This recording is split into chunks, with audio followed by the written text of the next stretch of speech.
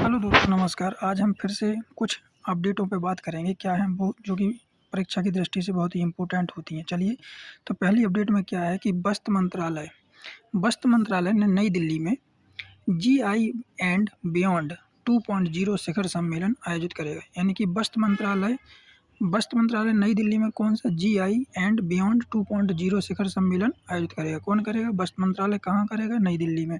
सम्मेलन का नाम क्या है? जीआई एंड बियॉन्ड 2.0 शिखर सम्मेलन। चलिए अगली अपडेट इस प्रकार की। लोकसभा ने सर्वोच्च न्यायालय में यानी कि सुप्रीम कोर्ट में न्यायाधीशों की संख्या से रिलेटेड संशोधन किया है।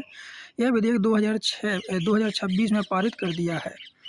ठीक है, 2026 में इस विधेयक का उद्देश्य क्या है कि सुप्रीम कोर्ट में न्यायाधीशों की संख्या 33 से बढ़ाकर 37 करने का प्रावधान है। यानी कि टोटल 1 + 37, यानी कि टोटल सुप्रीम कोर्ट में न्यायाधीशों की संख्या कितनी हो जाएगी? 38, जिसमें 1 सीजीआई और 37 अलग अन्य हो गए। ठीक है, तो यह अधिनियम 1956 और संशोधन करके सर्वोच्च न्यायालय में न्यायाधीशों की संख्या 33 से बढ़ाकर 37 का प्रावधान करता है।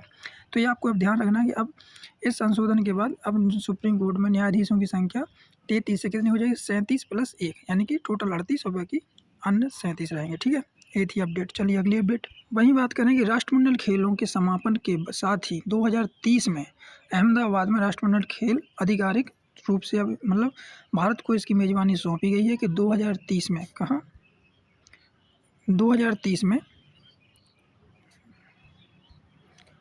2030 में भारत में राष्ट्रमंडल खेलों का आयोजन किया जाएगा, और जो कि कहाँ किया जाएगा? अहमदाबाद में किया जाएगा।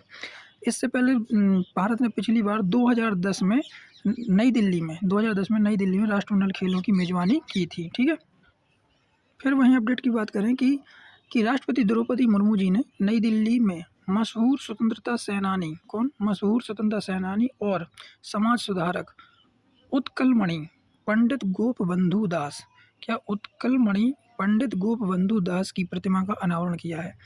तो नई दिल्ली में मशहूर स्वतंत्रता सेनानी हैं और समाज सुधारक उत्कलमणि पंडित गोपबंधु दास की प्रतिमा का अनावरण किया है। ठीक है, फिर अगली अपडेट की बात की। बैडमिंटन में तन्वी शर्मा ने ताइपी ओपन सुपर महिला सिंगल का खिताब जीता लिया है। क्या?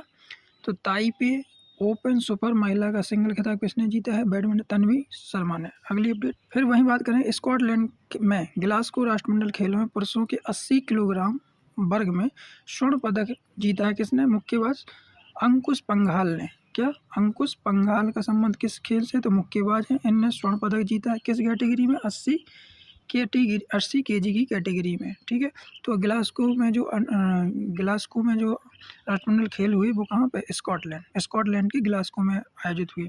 2030 में कहाँ पे होंगे? भारत में होंगे। ठीक है, वहीं आखिरी अपडेट की बात करें, ग्लासगो के राष्ट्रमंडल खेलों में पुरुषों के 60 किलोग्राम कैटेगरी में मुक्केबाजी की स्पर्धा में स्वर्ण पदक जीता है किसने?